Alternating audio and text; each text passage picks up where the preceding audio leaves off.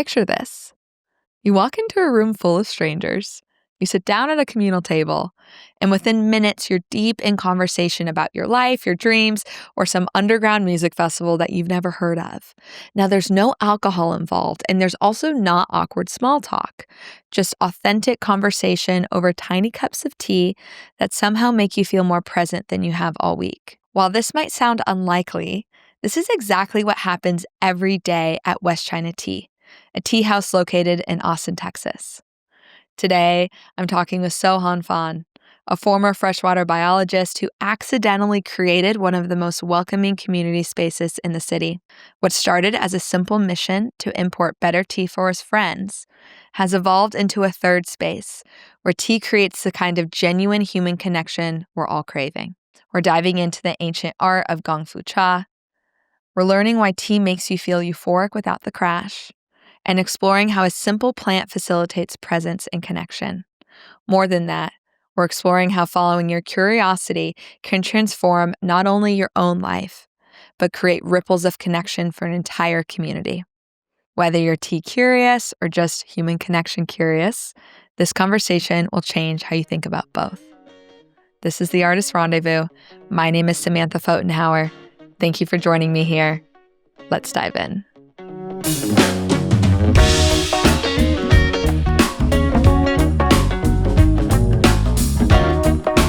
Welcome, Sohan. Thank you for being here. Yeah, thank you for having me, Sam. So before, most of you, if you're anything like me, when I first learned about tea about 4 years ago, when someone told me, do you want to sit and have some tea? I was like, sure, I guess I'll get down with some like Earl Grey. And I had no idea that there was very different styles of tea, very different ways that tea can taste and you can enjoy it, different sources of tea. And so to get this started, since we're going to be talking a bit about tea throughout this, Sohan, I'd love for you to share kind of beginning to end what tea looks like and where this tea comes from and how we enjoy it. Right. Yeah. I mean, the question is, what is tea? Yeah. Right. And that's a totally legitimate question because everyone thinks they know what tea is, but actually most people have a misconception about what the word tea means. Tea, we use the word tea to describe anything steeped in hot water. You take some mint out of your garden and you put hot water on it. That's mint tea.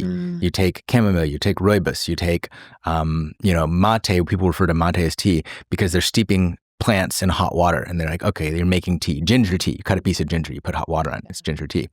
But actually tea is the name of one particular plant. I mean, like a small, maybe like, species are complicated and nuanced, but it's like a couple of closely related plants, but it's Camellia sinensis basically is this one plant. Just like coffee is a plant, like tobacco is a plant, tea is just this one particular plant. And the reason that we use the word so broadly in America is kind of like the same when you say that you want a Kleenex, but you actually want a facial tissue, or you say you're going to like throw a Frisbee and not a flying disc, right? It's because something that is so prolific just ends up being used as the general term, even though it's a specific thing, right? I don't know if they do this anymore. When I was a kid, you go out to the country in Texas and they ask you what kind of Coke you want. And they don't mean Diet Coke or regular Coke. They mean like you want Sprite, you want Coke, you want orange drink, whatever. It was all Coke to them. All the sodas were Coke. And so tea suffers from this ubiquity of the word applying to things that actually aren't tea. So what is tea? Ginger tea is not tea and chamomile is not tea. What's tea? Green tea is tea. Black tea is tea. Like Earl Grey is tea. Chai is tea. Sweet tea is tea. Iced tea is tea. The green tea that you get at a Japanese restaurant is tea. Maybe it's got puffed rice in it, but the leaves are tea. Jasmine tea is tea. These are the ones that people are familiar with. And then there's all of these different expressions of this particular plant, just like there's all the different expressions of the grape, and that's wine. And there's all the different expressions of tobacco, and that's the world of tobacco. And there's all the different expressions of chocolate, but there's a lot of different expressions of tea, the tea leaf, and ways of processing it. There's 6 different ones, 6 different main categories. And so why is this all important? Because there's a couple reasons. One is that you can't have a culture of connoisseurship around something if it's too broad of a subject. So you could be a chocolate connoisseur, but you couldn't be a candy connoisseur, right? Because it's too broad. You can't compare, 86% shade-grown, fair trade Costa Rican cacao to nerds Yeah. like Nerd's Rope or something like that, because they're completely different things. They have nothing. There's no basis for comparison. Trying to keep it hip. I usually say Laffy Taffy, but like That's kids hilarious. are like, what? Like that song? So, even those like millennials are like that song, but yeah, I'm trying to update it for the kids. I like it. I don't know what Yeah. their kids are eating these days. Minecraft candy? I don't know. I don't know. I'm 41, y'all. You can't talk about the subject and get into it the way people get into coffee or cacao or tobacco or wine or beer or whiskey, right? You can't do that with, you can't just, you're not going to have a show about all spirits. Yeah. You're not going to be an expert on all spirits. It's too broad. You can be an expert on each individual thing. And tea is even as within just this one plant is a broad subject. Yes. Because you got Chinese tea, you got Japanese tea, you got Korean tea, you got English tea, you got Moroccan tea, Turkish tea, and they're all tea. I'm not talking about yerba mate and stuff. I'm talking about the tea plant that they drink all the way across the world in Morocco, where they definitely do not grow tea, all the way across in England, where they do not grow tea. Yeah. But you can't think of English or Moroccan culture without thinking about them drinking tea. It's absolutely incredibly deep part of their culture. And so getting to that, we can't talk about it until we understand that this is just the one plant that this has made this, important impact on all these cultures and geopolitically also. And that's just a branding issue for tea. That's something that tea struggles with as a branding issue. And the other thing is that until you understand that, you won't understand that the different tastes of tea come from different ways that it's grown and processed, not different flavorings you put in it. Because when you think about Earl Grey, right, or chai, those are flavored teas. They're tea or jasmine. They're tea leaves with a fragrance added to them. Either the fragrance of bergamot, or bergamot, I don't know how to pronounce it, for Earl Grey, which is what Earl Grey is. It's English, Indian black tea with bergamot essence. And chai is Indian tea with spices in it. Masala chai is Indian tea with spices in it. Jasmine is usually green tea with the essence of jasmine in it. And there's nothing wrong with those. And then you come to America and you go to a tea shop in America and they're like, we have 500 different teas. But what they mean is like, we've got papaya green tea and coconut green tea and mango green tea and chocolate green tea and, all these different flavors. And like I said, there's nothing wrong with that. But that's not what people get excited about. That's not when people are really into tea. That's usually not what they're excited about. So let's talk a little bit about being really into tea, because this was not, even though it makes sense if tea's been a massive part of so many cultures in the world. It's been drank for a very long time. There's geopolitical conflicts around tea. Complex around tea. Right. Then it makes sense that it would be something that there would be a connoisseurs of, but that had never crossed my mind before. And I actually looked at a stat of this yesterday. In 2023, the tea tourism market was $6.5 billion. So there's a lot for people who maybe are like, I didn't know that was a thing. There are a lot of people who go travel for tea, who go travel to enjoy tea, who go to specific places to connect with tea culture. And what is it about tea that would even allow for that much interest and participation? That's a really good question. That's like the why of tea. We talked about what is tea, but why do people care about tea so much? And I have thought about that a lot, obviously, over the course of my life with tea, which goes back to my whole life since I was a baby, but most seriously in the past 22 years, as I started practicing Gong Fu Cha as an adult. I mean, the people who drink tea around the world don't do this, you know what I mean? This is this thing that they do in China. You don't see it as much outside of China. So even getting away from Gong Fu Cha and the art of tea and the discipline and practice of tea and this beautiful ceremony looking thing that we do, why do British people drink tea? Why do Moroccan people drink tea? Why do in these far, far corners of the world where they have to pay for the tea to be imported and it's really expensive, do they continue to drink tea? And how do they even get into it? And why did it insinuate itself so deeply into the culture, is this question. And I don't have a great answer for that. The answer I want to give is that tea makes you feel good, right? And it's less dramatic than coffee, the way that you feel when you drink tea, I'm told. I'm told, because I don't actually feel anything when I drink coffee. I also dislike coffee, so I've only had it like once before. So actually, I have no comparison. I like coffee.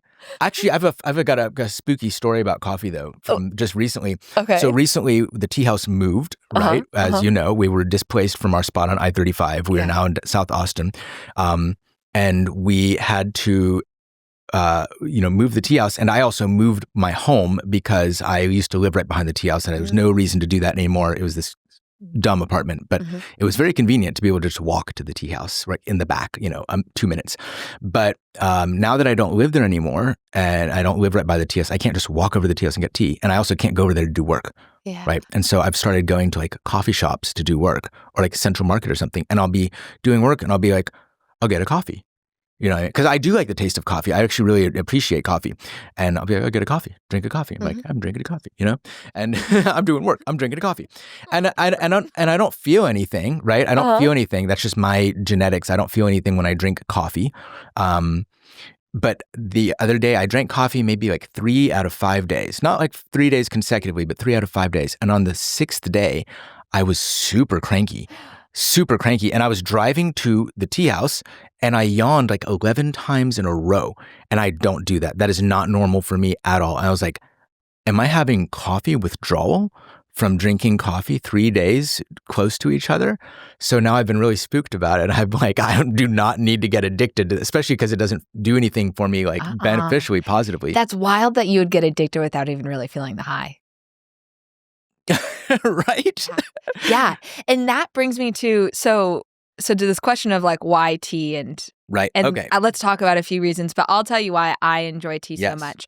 I enjoy tea, and the tea I drink is entirely from West China. And so I'm not sure if maybe I would enjoy other teas in a different way, but because it gets me into my body, into a sense of presence, not in a way that I get really overstimulated, which I am prone to. I can if I have if I spend like 2 hours at the tea house and I leave, I'll be like, hi. But if I'm just casually drinking some tea, I'll feel in my body, I'll feel present. And I feel that it's a level of plant medicine, and not plant medicine in the psychedelic context, plant medicine that it's a plant and it's medicinal for me. And I don't know in what ways it's medicinal. I just know that it feels good, but not in the way that like eating a slice of cake feels good. Right. It feels good in the way that it feels like my body likes this, and I relax. And I notice as I've drank tea over the years, when I drink tea, I'm a lot more likely to look out the window and appreciate the trees and the birds. Yeah. I'm a lot more interested in being like, wouldn't it be fun to go into a great park and bring tea and that be the entire focus of the day? Right. To enjoy tea, enjoy time outside. Right. So it's this catalyst for me to enjoy my life. And I don't know why, but I know that I'm not alone in that. Right. It also brings up emotions for me. And so it can be this thing that can help me kind of have more clarity around how I'm feeling or what I want with regarding something or what I don't want. I notice that after tea, I tend to feel clearer about things in my life. Yeah. So I think that's absolutely why. So like, why did Shen Nong, the mythical god king who discovered tea, right? Why did he make it tea? Why was he like, this plant is special and this will be tea? Actually, it was Lu Yu. So if you want a historical reason why tea, because a guy named Lu Yu in the Tang Dynasty wrote a book about tea. He became the tea master of the emperor, and he took tea and he elevated it from what it was to, and he also made it more accessible. And so he was an orphan. He was raised by Buddhist monks, what we would call Zen monks. They're called Chan in Chinese. In the Chan tradition, they drank and do drink tea as a way of helping them meditate, and also connects them to the first patriarch, Bodhidharma, because there's a myth about his eyelids becoming tea leaves, right? Yeah. And so he grew up as this kid adopted by monks, making tea for them because he was too young to meditate. right? And so he wasn't being a full monk. He was just a little kid monk, and he would make tea because that was his task. And so he got really good at making tea. And when he came of age, he left the monastery. He joined a traveling circus. This is his real life. He was like a clown and a tumbler in a traveling circus. He traveled all around China and probably places that are not what we would call China now, right? The world was much more porous than it is now. And he traveled all over the place, and he got to try all the different teas and all the different waters and all the different ceramics, which is how you make tea, is you make tea in ceramics, and they make a difference. And so he wrote a book called the Cha Jing, where he took the monastic tradition of tea and he secularized it. It wasn't about Buddha anymore. It was about just drinking tea. And then he spread that all over the place, whenever he went, because the lay people also had their own tea tradition. The non-monastic lay tradition of drinking tea was to boil it with salt and goji berries and red dates and ginger and all these different ingredients, and strain it in like as a soup, a tonic, a medicinal soup. And he taught people but the monks drank it with just salt and water. And so he taught people, no, tea is a singular thing. Appreciate it for its pure essence. Don't adulterate it with all these other things. He was kind of a snob. But he told lay people, stop adding all these things to tea. And he's like, it's not fit for pigs to he's like I said, he's the first tea snob. But that's what they needed, a kick in the pants to get there. But he taught people to no, tea is an art. Tea is this beautiful thing to be appreciated in its singularity and just for the pure pleasure of and enjoyment and presence of drinking it. And he secularized the Buddhist tradition. He elevated the lay tradition, and that's why tea became a thing in China. And because it became a thing in China, it became a thing across the rest of the world, because that's where tea comes from originally, is from China. And so that's kind of the historical when answer. Yeah. Of when was that? Roughly. That was a Tang Dynasty. It was 1100 years ago was when Lu Yu lived. Yeah, 1100 years ago. But I mean, tea had existed a long time before then, but it was just one of the Chinese herbs / it was used in this Buddhist practice and probably Taoist practices also. So it was one of these herbs that the Chinese were using. But now it is tea. Tea, so much is it tea that we use the word tea to incorrectly refer to other plants, even though that comes from the Chinese, a Chinese word. Even in England, they say tea, talking about mint or nettles or whatever. But as far as what is it that I think, just like an answer that you gave, and there's something we talked about the other day, is that tea connects people. You talked about all three of these. Tea. Hold on, I'm going to do this real quick because I know these mics are very particular. Yeah. We're pouring tea. We'll talk about this in a minute. Okay, there, getting this around my mic. Tea, my conclusion after many years of doing this is that tea, what's special about tea, the medicine of tea, and it is psychedelic in its own way, and I'll talk about that in a second, but what is the medicine of tea? Tea connects us to ourselves, to each other, and to the earth. And it connects us to ourselves by grounding us, bringing us into presence, making us slow down. You have to slow down to boil the water. You have to slow down to heat the vessels. You have to slow down to rinse the tea. You have to slow down to steep the tea. If you pour it too soon, it won't be strong enough. If you're not paying attention to it, you'll steep it too long and it'll get bitter. And just to show people, this is about a shot of tea. Roughly. And so when we're drinking tea, we're not putting tea in a 16-ounce to-go cup, taking it in the car, this style of tea, and drinking it on the way. You're sitting and you're pouring in it. It requires your attention. So it slows you down in that part too. This is the focus of everything. Yeah. And I'm here doing a podcast while I'm doing this because I've been doing this for 20 years. But but even just now, I stopped talking so that I could focus on what I was doing. Yeah. And that's what makes you good at pouring tea. This is an art and a skill, like pulling an espresso, for example, or anything else, any other craft, any other skill, cooking food, for example. And your ability to do it is related to how much you practice. That's what Gong Fu means. We call this practice Gong Fu Cha. Gong Fu means skill acquired through mindful practice. Just like when you're chopping vegetables or hammering nails, you ever see someone like drive a nail with one stroke? Have you ever seen that? No. It's impressive. That's really People impressive. can do it. They'll be a dunk Whoa. And just sink a nail right into the wood. Or you've seen people chop vegetables, like perfect little thin slices, like super, super fast. You can't teach someone how to do that. Yeah. You can show them how to hold the knife and you can teach them what to think about. in how to hold their hand and what to aim, how to breathe. But only through practicing cutting thousands of vegetables, they will eventually have that speed and skill and precision. And when they do, they will not be able to transmit that skill to someone else. It is only cultivated internally by practice. And that's what Gong Fu is. And when you're at West China Tea House, for anybody who goes and visits there, it's this practice, but there's more. There's different tea pets, like there's all this different, what would you Accoutrement. Yeah. Accoutrement. That brings a different level of the practice to it. That's really cool to watch. It is. Like, it's just fun to sit there and watch whoever's pouring tea do it, because they're talking, where I've poured tea like this before and it took my entire attention. Like, I couldn't hold the conversation at all, because just holding the pieces was something that was unfamiliar to me. Yeah, I always tell my staff, if you can't talk and serve tea at the same time, don't talk, just serve tea. And that's fine. And that's, you go to the tea house, and as you know, you sit down, you're sitting with strangers, you're sitting in the space, and maybe you bring the people you bring, but there's also other people there. Mm-hmm. And one person serving tea to everyone. Like, imagine if we just had a bunch of other people sitting here, I was still pouring tea for everybody. And I would tell my staff, like, it's not necessarily your job to talk to everybody. Mm-hmm. You'd welcome them, answer their questions, tell them what tea we're drinking, make sure that they know what's going on and what we're doing, and that they feel welcomed. But your job is just to focus on the tea. And if you're making the tea well, everyone will have a good time. So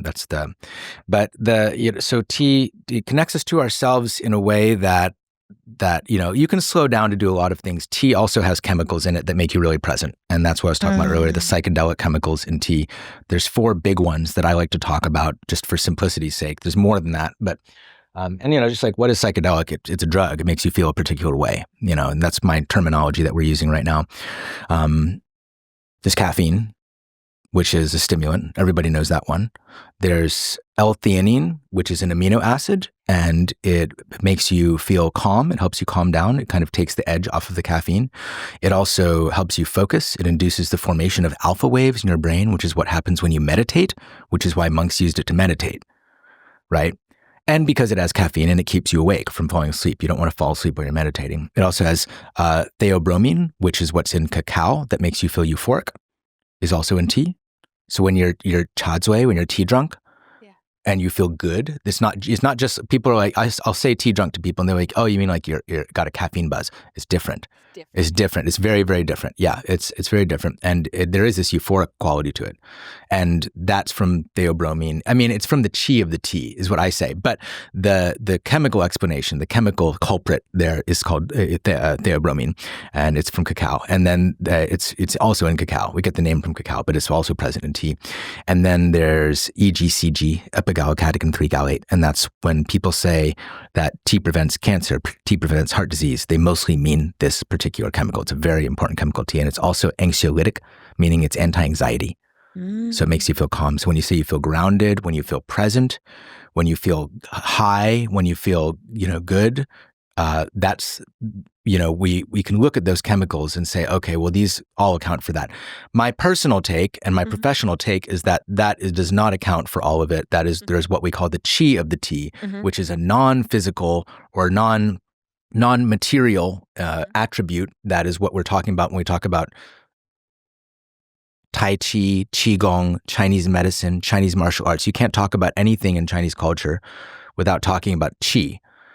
And Qi is this attribute that the tea has. Everything has it, but tea especially transmits Qi to people. And why do I differentiate between the Qi of the tea and the chemicals in the tea? Because you can feel the Qi of the tea as soon as it touches your lips, right? You can feel it as soon as you smell the hot leaves. Sometimes people smell the hot leaves and they'll sit up straight or their shoulders relax. That's an involuntary thing their body is doing. That's an effect that this is having on them.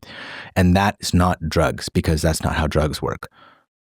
Drugs have to get into your bloodstream from your gut and then be circulated up to your brain, cross the blood-brain barrier. It takes time. You take a shot of vodka, you don't feel it right away. That's why it's a problem.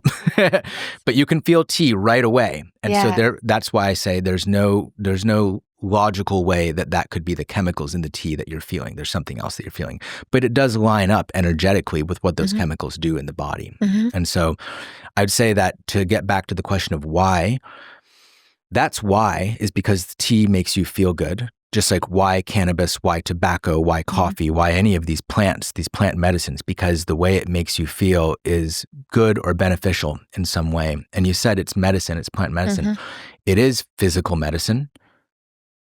People say tobacco is plant medicine, which is totally legitimate, but it's not physical medicine. It's bad for you physically. Yes. Right. But it can be good for you spiritually in the right context, in the context that it's from.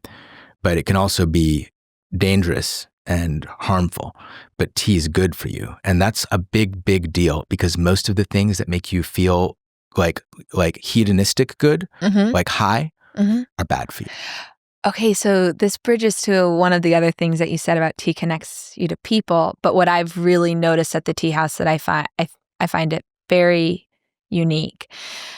Visiting your tea house to me reminds me of everything I've always wished a bar was or hoped I would get from a bar, meaning that I'm a social person. I like talking to strangers. I think it's good and healthy for people to put themselves in positions where they're interacting with strangers.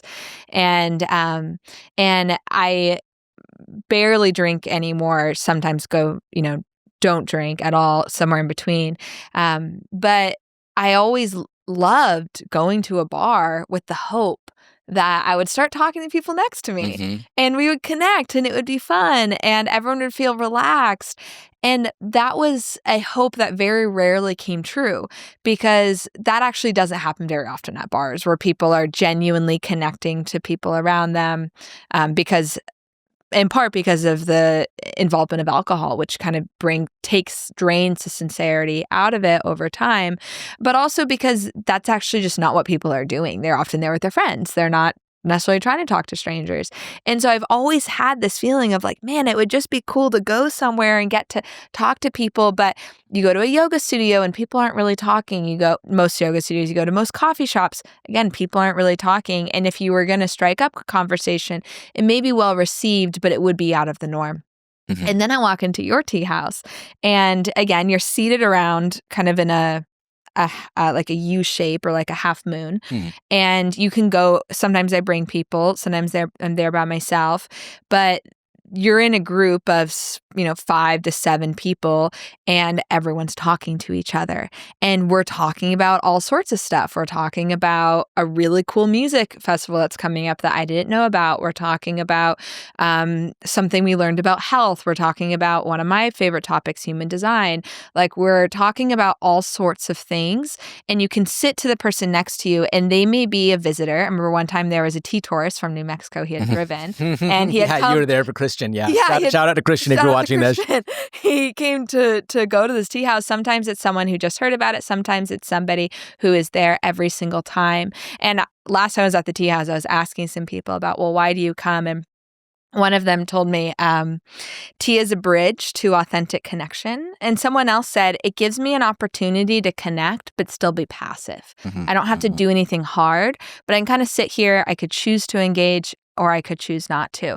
And it's just this space where even the person who styled all the photos and the branding for the Artist Rendezvous works at the tea house. And I saw them styling and I was like, oh, they'd be really good. I wonder if I could ask them to help me with this project. And I went up to them and they're like, yes, absolutely. And was just so phenomenally talented. And it just showed me of like, this is this like hub for interesting, creative people.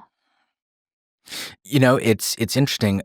I've always wanted bars to be like that too, and every now and again they are. If you go to like a really divey bar, right? There was a random bar that I would go to in a place called China Camp in California. It's basically just like a truck stop town, right? It's not even like a place, but there's this one bar that was owned by these people from New Zealand, and they had this big New Zealand flag, and I'd go in there, and they'd remember me like 5 years later. I'd be like on a road trip 5 years later, and I'd go in there, and be like, oh, they remember me. Like Cheers, right? And I think that it did used to be more like that. It definitely did in Austin. And I think people have gotten a lot more isolated and separate and paranoid about each other and kind of a little bit agoraphobic in public spaces. But you're right. One thing about alcohol is it's not inclusive because if you're an observant Muslim, for example, you're not going to go to a bar or Mormon or a Buddhist or lots of different religions. But also if you are a child or have children, I can't take my daughter to a bar. If you're in recovery, if you have a health problem that contraindicates you drinking alcohol, if you have to drive a car, there's lots of people who can't drink alcohol. They can't partake in that. Actually, food too. Food's not inclusive either because people are halal, they're kosher, they're keto, they're vegan, But tea is inclusive because everyone can drink it, except I guess Mormons aren't supposed to drink it, but they definitely do. Yeah, they definitely do. And and it's safer. It's safer. For me to go to a bar by myself at 11 p.m. is more dangerous than for me to go to a tea house at 11 p.m. or when I usually go, which is at like 2 p.m. Yeah, well, because tea's not dangerous. Alcohol is dangerous. Tea's not dangerous. And that's a big, big difference. You don't ever have to take someone's keys away from them because they drank too much tea. I had that story about getting addicted to coffee. I've never been addicted to tea. I drink more tea than anybody I know, and I will go weeks without drinking tea when I'm traveling or I just don't feel like bringing it or whatever, and I won't even think about it. And then when I drink it, it's like, oh, I feel like my brain was like dry and dusty and it's being like moisturized, like hydrated. But it's like feels good when I do it again, but I don't crave it and I don't have withdrawal from it when I'm, so there's this very low potential for abuse. There's this very, very low potential for harm.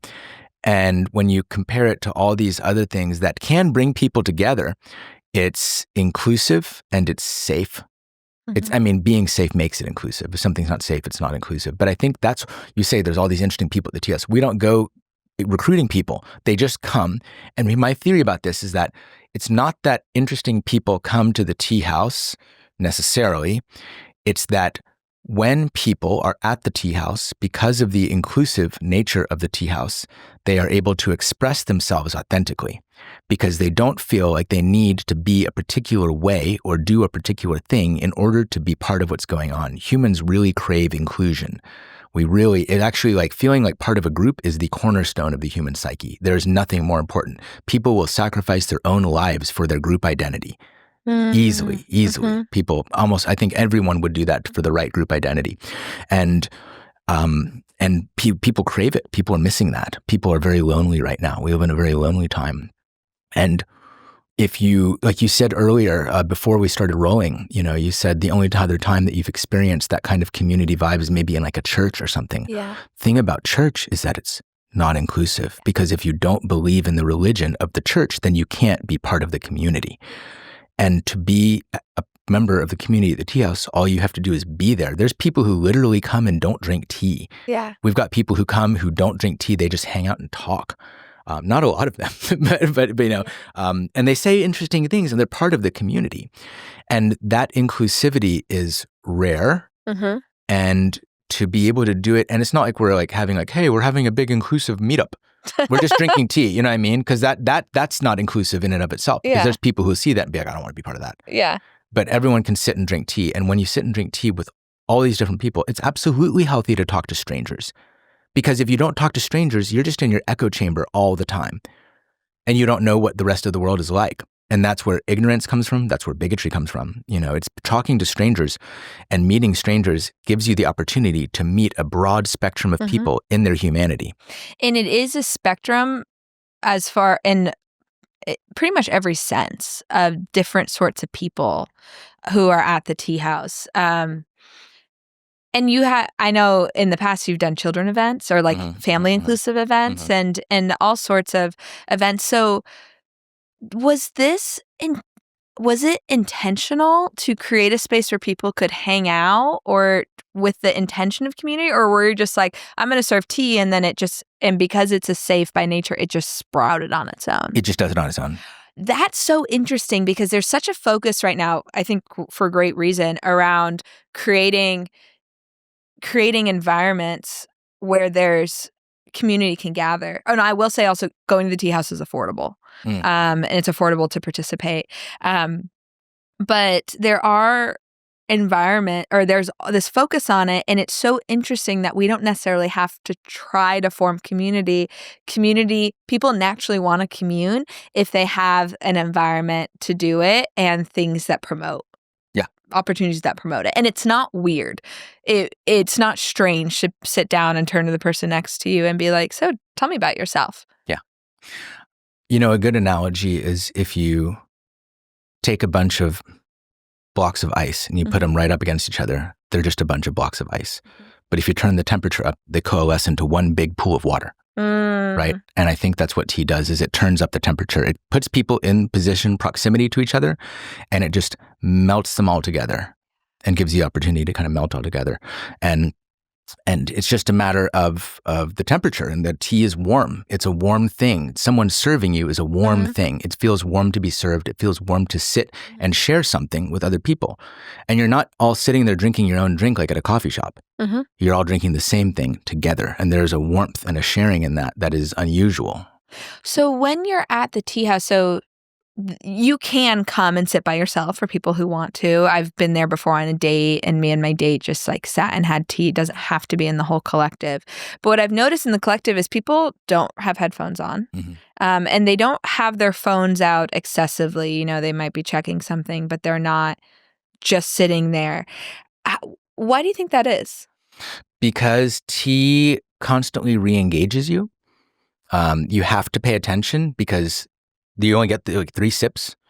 Actually, it's funny because it does this format. So there's tea. I'm going to back up a little bit. There's tea, the plant, and all over the world where people drink tea, people gather together in community to drink tea. In the UK, they do it. In Morocco, they do it. In Turkey, they do it. In Kenya, they do it.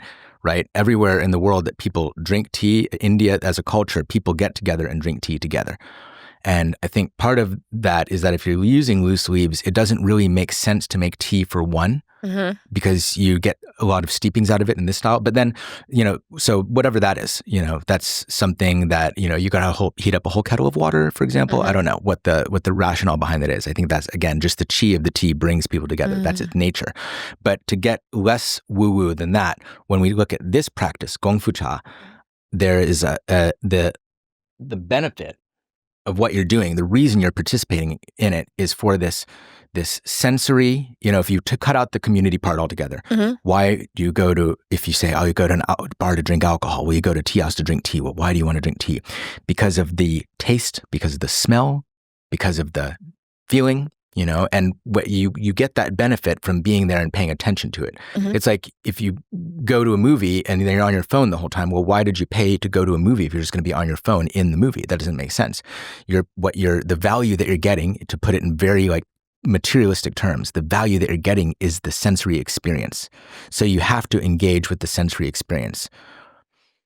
And it changes. One steeping and the next steeping are different. If you're not paying attention, then you lose track of that, and you are losing some of the value that you are paying for of the experience. And this is where we get into the artistry of tea, which I think is so interesting. So it's really cool to show people tea when it starts versus when it ends, because when it starts, it's these like dried leaves and it's really compact, and then when it ends, it's like this entire plant that's bloomed. And with each steep, the steeps are very fast. Before I had this tea steeps, I would steep things for 5 to 15 minutes, and these teas might steep in a few seconds. The pours are short and quick. And so if you're not paying attention, if you're on your phone, you're going to literally miss it. You're going to miss the pours. Like, you kind of, even if you're talking to someone, you kind of have to keep an eye on if you want to be drinking the tea. But there's flavor that reveals itself. And this is why I think, besides all the things we've already talked about, why people would be interested in tea tourism or interested in visiting for tea, because can be a lot of depth and flavor and taste that emerges from different teas. So could we maybe talk about, you could throw out some examples of like a charcoal-y flavor in a tea versus like another flavor? Yeah. So when you get down so this is like this is where people who are coming from like coffee culture, wine culture, whiskey culture, beer culture are very familiar, is like the taste and the smells, because that's our emphasis in those cultures. And when you look at tea, you do get all these different notes. You've got green teas, which are, grassy. You get yellow teas, which are like dry and almost have a chocolatey note to them. You get oolongs that are like a whole huge range. They can be floral, they can be fruity, they can be charcoal, roasty, caramely, minerally, etc. You've got red teas that have that, what we call black tea in the West, that has that malty taste. You've got hei chas like we're drinking now. This is a shu pu'er, that are fermented. They're earthy, like the smell of the earth when it rains. White teas that can be a whole range from these soft, very downy, delicate, sweet, fresh white teas to these like rich, red, date, honey aged white teas, etc. And so you have more range in the taste of tea than you do in wine. You have more range in the taste of tea than you do in beer. You have more range in the taste of tea than you do in whiskey. You have more range in the taste of tea than you do in coffee, right? And that's just like factually speaking, the amount of the size of the flavor wheel is bigger for tea than for any of those individual things. As far as like how broadly it varies, I'd say that cheese maybe is more diverse than tea in the sensory experience you get because cheese has texture. Tea's all the same texture. Yeah, that's true. That's true. But yeah, so there's, that's one thing that draws people to this specifically, because you don't get that in British tea, right? Or Indian tea or Moroccan tea, because those cultures really only drink the one tea. Yeah. Really posh British people drink different types of tea. Yeah. Regular British people, working class British people, just drink black tea. We call it red tea in Chinese, but they just drink the oxidized tea. In Morocco, they just drink green tea. In Turkey, they just drink black tea, right? And so, and in most of the world, when people drink tea, they drink it almost like we drink coffee here, like a drug. They drink it, you got to have your cuppa, and you've got your afternoon tea when you get tired in the afternoon to pick you up. And they do gather around it. And there is this deep, deep nostalgia and emotion behind it in those cultures, right? But in China, you have all these kinds of tea. Those 6 different kinds of tea with all that range. And within them, there are thousands and thousands of examples, just like wine, just like whiskey. There's Pinot Noir, but how many Pinot Noirs are there? There's so many. They're all going to be different. They're grown in different places. They're made by different people. They're different vintages, etc. And so tea is the same way. You have all of these, and China is big, big, big, big. Lots of people, and they all like tea. And so you have this immense expression of tea in China specifically, and to a lesser extent in other places, but in China, which is where it's from, you have this very, very broad, very, very deep, and very prolific expression of this plant. And so there's a lot to explore there, and this is the vehicle for exploring it. But it just so happens that this vehicle is conducive to this community experience. There's the joy of exploring the tea as a solo tea person, just exploring the tea by tasting different teas all by yourself. You can do that. Just like someone, So I did it for years on my own, 3 years before I ever went to I would pour it for others, but more to facilitate like journaling and emotions. Yeah. Not in this really social way, except on brief occasion. Like sometimes I would meet someone and be like, do you want to come over for a tea ceremony? And that would be like the first way to hang out, but less than 10 times. Really? All the other times drinking tea 3 to 5 times a week, pouring it, was just by myself. Interesting. Yep. And I actually talked to a lot of people like that. For me, it was, I got into this and I immediately started pouring tea for my girlfriend, for my housemate, for my classmates, and it just became the center of my social life immediately. And that was when I was in college in California. Yeah. And I will say part of it was that I was a little intimidated and I was afraid of sharing something wrong that I didn't have a lot of education on. Right. Yeah. And I finally got to this point of like, I'm not speaking of any lineage. This is just tea that I'm making and we're going to drink tea and I'm not representing that it's something else. And I found that no one had a problem with that, right. Of just like, we can just drink tea and then you can go to these other places to learn more about the cultural underpinnings of it. And that's something we talked about the other day was that there is no orthodoxy in tea. There are no lineages in tea, not in Chinese tea. Japanese tea has lineages. It has schools, but Chinese tea doesn't, because Chinese tea doesn't come to China from another country the way that tea in Japan and England and Morocco and Turkey and all these other places do. You look at 2 places with very formal tea cultures, Japan and England. You have these very formal, highly stylized tea services. Both of those countries got tea and it went to the royalty first. And they put these gatekeeping ceremonies around it.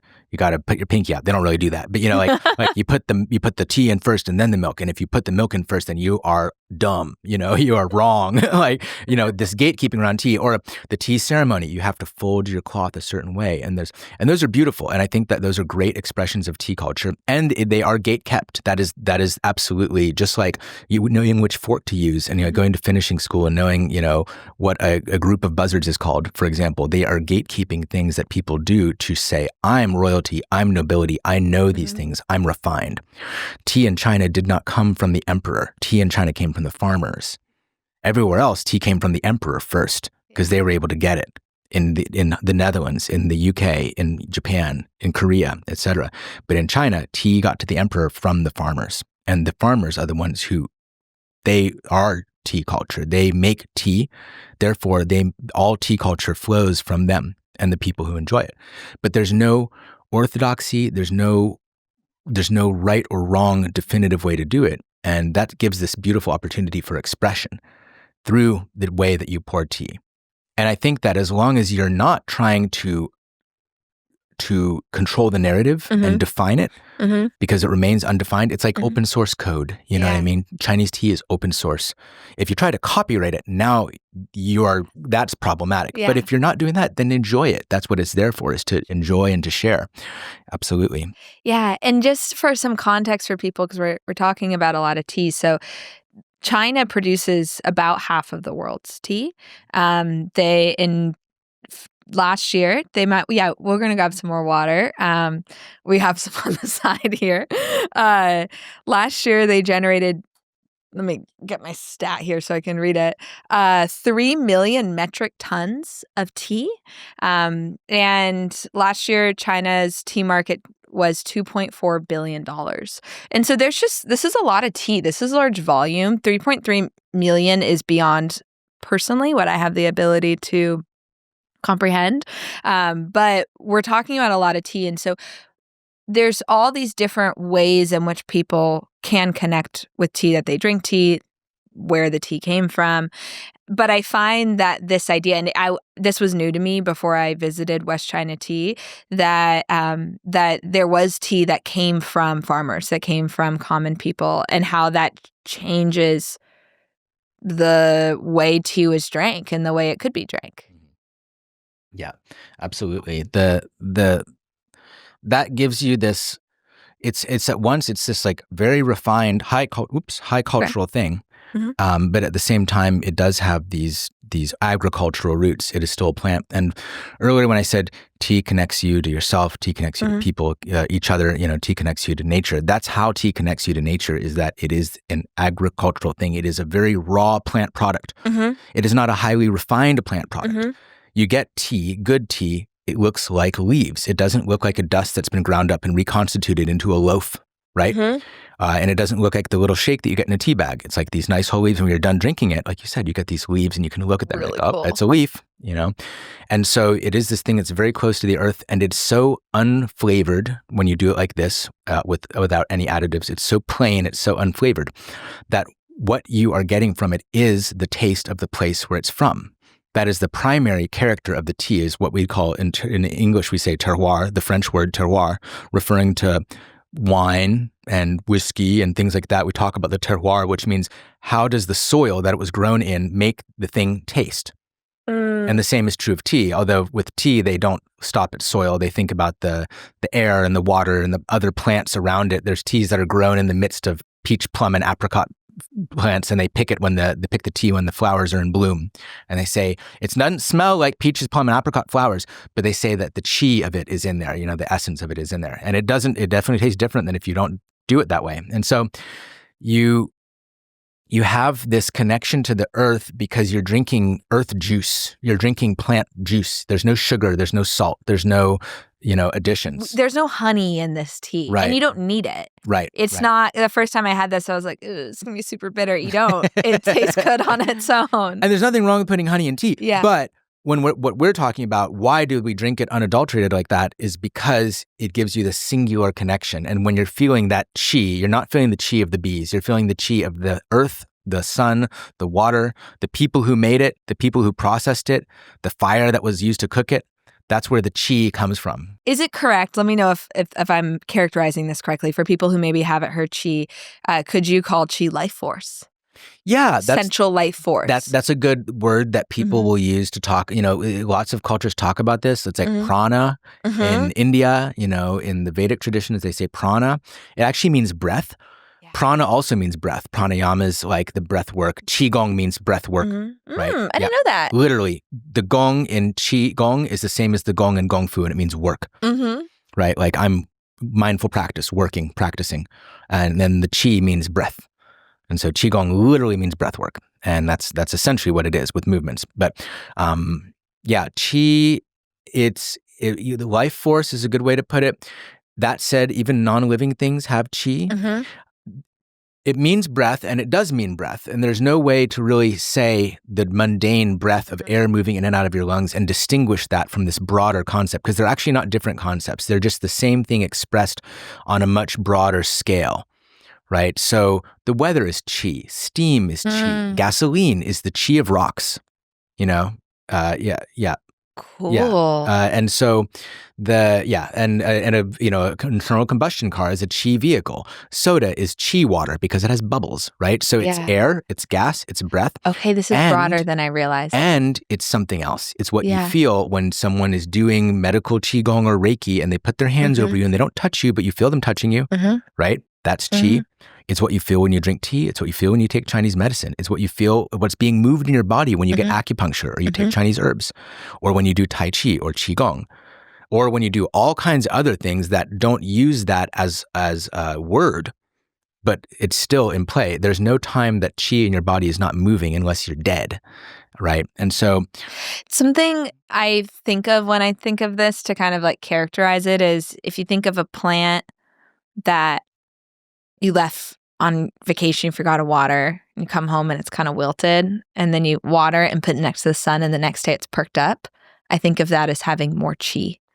There's like, if you're not familiar, which most cultures have an understanding of this, but in the United States, this concept and just the acknowledgement that there's energy and life and aliveness and spirit that animates things beyond the 3D physical form that you can touch isn't something that we haven't acknowledged. And so it's outside of some vocabularies.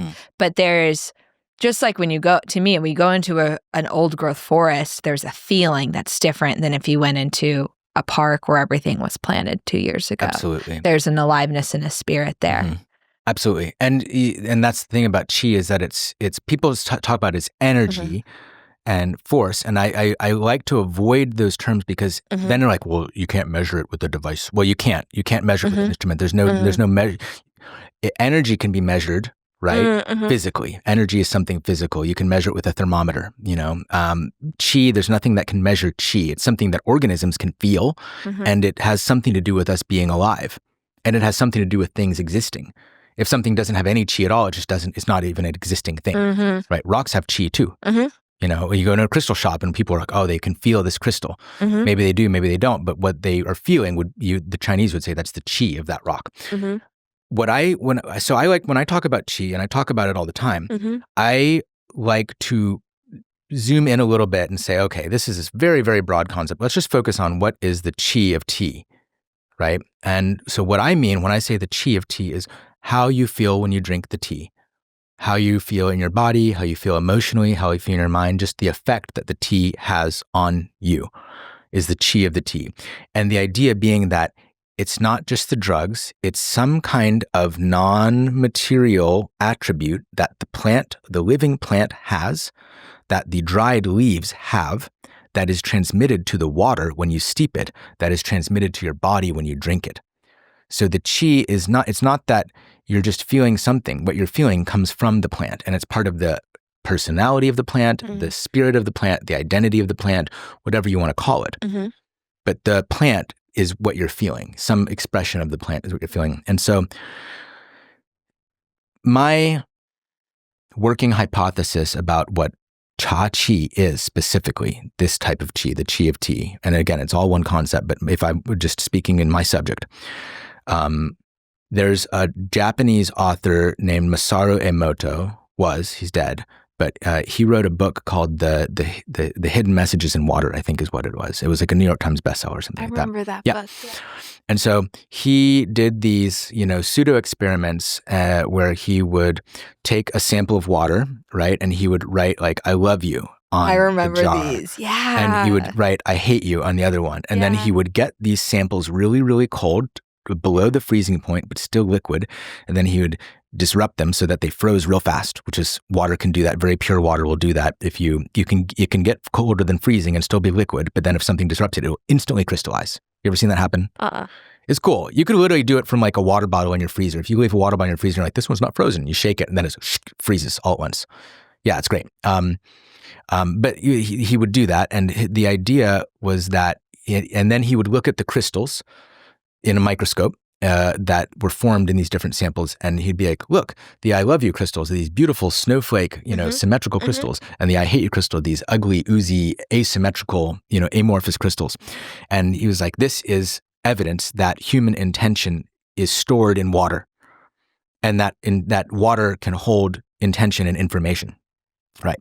And his theory, as far as I understand it, and again, he's not a scientist and his work was not scientific. That said, I agree with his conclusions. So I just want to preface that. My background's in science, and I like for things to be rigorous, which is why I try to talk about things that are scientific in scientific terms and things that are not scientific in not scientific terms. But this is not science, but it is a hypothesis about something physical, and it makes sense to me, which is that water molecules have a front and a back. Right, they've got they're polar. They have a positive and a negative side, and the positive side is attracted to the negative side, right? And so they line up in a particular way. But in a given sample of water, you could have all of the molecules point up, or all molecules point down, or they could go in a spiral, or they could be in concentric circles, or they could be in some kind of other much more infinitely intricate patterns, and that's the hydrogen bonds in the water is what we call it. That's why water can bubble up over the surface of something and have surface tension, is because it has these weak bonds called hydrogen bonds where they're kind of loosely linked together like monkeys in like a monkey jar, right? They kind of hook onto each other, but they're not really like bonded together. They're just kind of hanging off of each other. And so the water molecules can be oriented in any almost infinite number of ways. That's why no two snowflakes are the same, right? Is because when they crystallize, his theory, and I think this is legitimate, is that the crystalline structure of the solid water is determined in part by the orientation of the water molecules in the liquid water. So whatever orientation that those water molecules were in liquid form is somehow reflected in the ultimate crystalline shape that it takes when it freezes. And so what he was saying is that the intention is being held in the structure of the liquid water, which can only be imaged in solid form, but it is there when the water is liquid. Why do I say his work wasn't scientific? Because he didn't do it in a rigorous way. He was like, look at these crystals. He didn't say, I did, 600 transects of this sample, and here are my metrics for determining what am I measuring to be like, this is a good crystal or a bad crystal. He didn't give a standard deviation. He could have just cherry picked crystals out of one sample and out of another sample and been like, pretty, ugly, great, right? I'm not saying he did or he didn't. Yeah. And I'm just disclaiming that if anyone's going to come at me, this is not science. It's pseudoscience, but I agree with his conclusions. And I think that's what's happening when you drink tea, is that the living plant has its chi, right? The structure that its water in its tissues takes on when it's alive. Yeah. And that even though the water is removed from the leaves in the process, the chi, which again is not, it's reflected in this structure, but that is not the structure itself. It's something else that's there, and the water takes that on in its presence. Yeah. The chi remains in the leaf. Then when you rehydrate the tea, it structures that water to match something resembling what the living plant's chi is. And then when you drink it, it restructures the water in your body, right? Cool. Right? And so imagine it like if you had a bunch of magnets like laying on the floor, they're all face down, and they're far enough away to each other, they're not sticking to each other. But then you toss a magnet into the middle of that room, they're all going to go tick, tick, tick, tick, tick, tick, tick. You get a chain reaction of them all sticking together, right?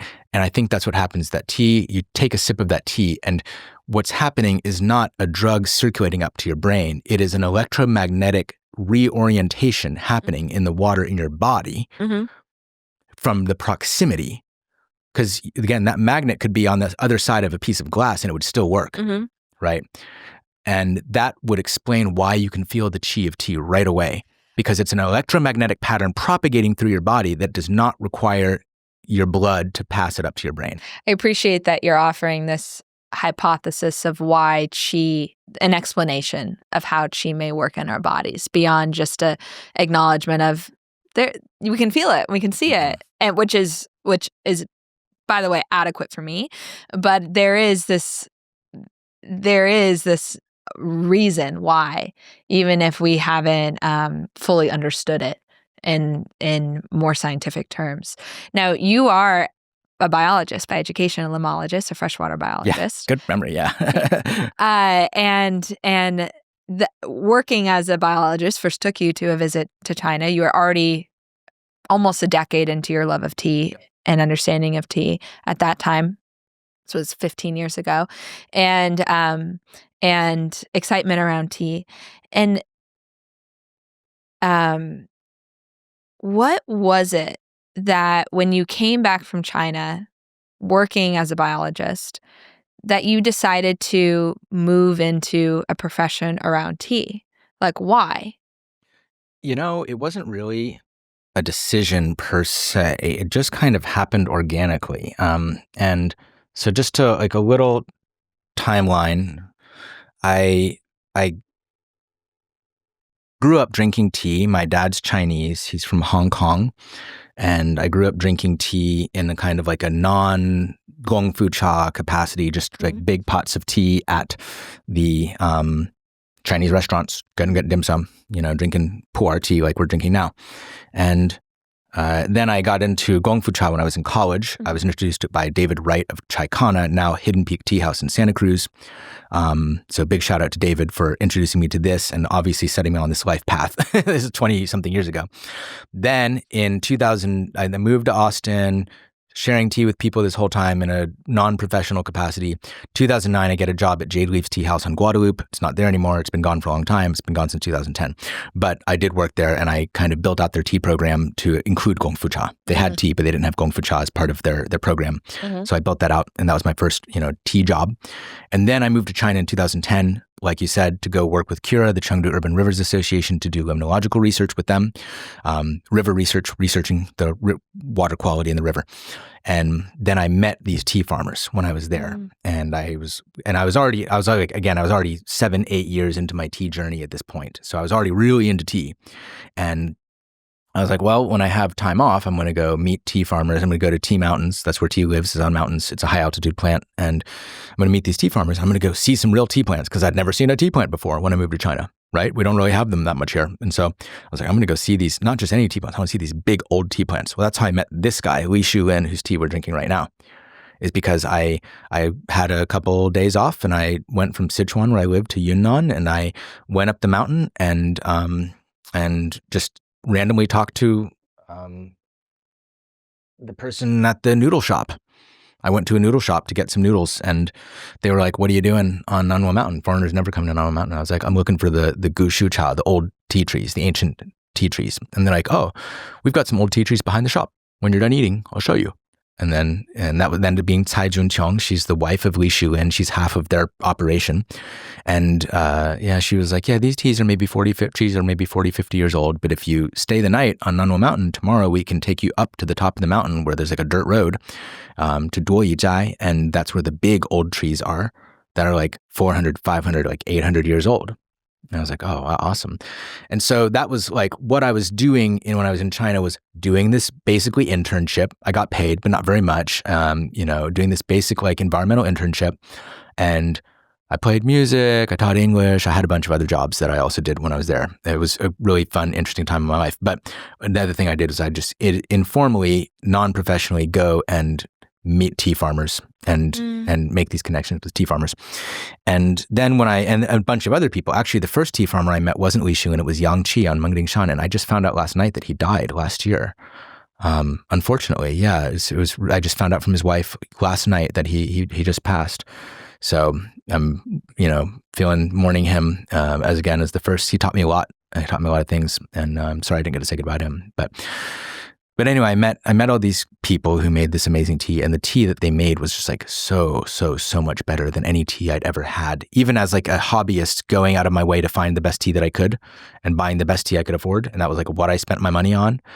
Just like someone who's really into whiskey has like a whiskey collection, I had my fancy tea collection. Nothing I'd ever had ever even came close to this farm direct tea, because obviously it's the same with everything. Farm direct anything is so much better than the grocery store version of the thing. And so I brought a bunch of this tea back when I moved back to Austin. I brought a bunch of this tea back with me. Yeah, I moved back. I brought a bunch of tea with me. Me and my friends who already liked tea that I knew before I left drank all the tea. And then I didn't have any tea. And I was like, well, I'll just get some more tea from these farmers. And my friends were like, hey, I'm going to put some money in this, when we put some money in this order, I want to get some tea also. And we ordered some tea and it got sent back to China because we didn't have FDA clearance. And then I had to start a business to get FDA clearance to get this box, right? And then I was like, okay, great. I got my tea. That's why I called it West China tea. I was just like, it was like a space holder name. Wow. Because I was like, it's like the East India Company, India, West China. It was like I need to put something on the DBA at the county clerk so I could file with the FDA. Got the tea, Yahoo. And then a couple of months later, the job, I was doing medical research. So I had parlayed from doing, environmental research to doing medical research. It's still biology. And I was doing medical research and it was a great job. I loved that job. But then the company went out of business and I was unemployed. But I had a business license and I had tea. So I was like, well, I guess I'll sell this tea. But like, how am I going to sell the tea? Nobody knows what this is. This is in 2012 in Austin, 2013 in Austin. And nobody knew about Gong Fu Cha, really. It was very, very rare that people had nice Chinese tea or done this practice before. So I would have free tea tastings at my friend Emily Spikeman. I just talked to her the other day. Emily Spikeman of Clementine and Company Jewelry. Shout out Emily. Yeah, shout out Emily. She's amazing. And she's now in Santa Fe. So if you're in Santa Fe, check out her Sun and Dust Gallery. Just a little shout out. Because she hosted me. My first tea house was a room in her house. And so we'd literally sit on the floor with no furniture and drink tea off the floor out of a little box, a little suitcase that I had. And it was free every Tuesday and Friday. And we'd just have free tea gatherings. I called it office hours. And then people would tip me or buy tea. And then I started doing it at farmers markets and et cetera, et cetera. And what emerged was that, and we started a website, we sell tea online. Like most of our business comes from online now. We're fundamentally tea importers, but the tea house grew out of the necessity of showcasing tea to people, demonstrating it to people, sampling it out to people so that they could taste it and see how you make it so they can go home and enjoy it and share it and use it. But what emerged is that was the main thing people wanted, was to gather together. And so that's what grew into the tea house. We moved from there to a space above Uncommon Objects on South Congress back in the day. Then we moved to the back of Spider House under the tattoo parlor and the mother-in-law unit at the back of Spider House. We were there for 3 years. Moved to the I-35 location in 2017 as Guanyin Tea House. Rebranded to West China Tea, which has always been the name of the import company, in 2020. And now we're opening in East Austin, and we've got our space in South Austin at Flow Yoga Westgate. And that's kind of how it happened, is that this turned out to what originally was just a sampling thing turned out to be the main event. And again, like I said, it organically grows out. It's not something that you have to push. It's something that organically grows out of the act of serving tea. People gather together to do it. And that's what I love and why I was so drawn to have you speak here, is because, one, you're obviously very passionate and fired up on this. And the act of just pursuing it for yourself, of wanting to learn about it, being so excited, like, let's take this time when I have some time off while I'm living in China and go explore this and go meet people and go up to these new places because you want to experience that, has then had this domino ripple effect where all these other people get to enjoy it and engage with it, born out of your inspiration, but also your pursuit of it. And like that alone, like without, it sounds like it's not like you sat down and made a plan in, 2013 when you started bringing in tea of like, okay, I'm going to start this whole community and this whole shop and everything. It was like, I want tea. And my friends want tea. And we need to figure out how to enable how to have tea. Yeah. And I just want to note for people that you're also an educator. And so when you go on your YouTube, which I'll note in the show links, there are dozens of really high quality videos explaining all different things about tea. And you've really created from a business sense, I'd say you created a market, but you also are just educating people who see something in this so they can learn about it and be more comfortable in it. So some quick closing out questions. What do you think that you offer Austin, West China Tea offers Austin? A third place. That's the main thing, I'd say. We offer the culture of tea, but we mostly offer an inclusive expressive third space where people can connect and grow community. That's like the most valuable thing that we offer because no one else really offers that. I mean, there's other community spaces in Austin for sure, but the way that you really do come into contact with strangers, and it is a foregone conclusion that is going to be part of your experience if you go there and you sit at the public table, that is definitely unusual.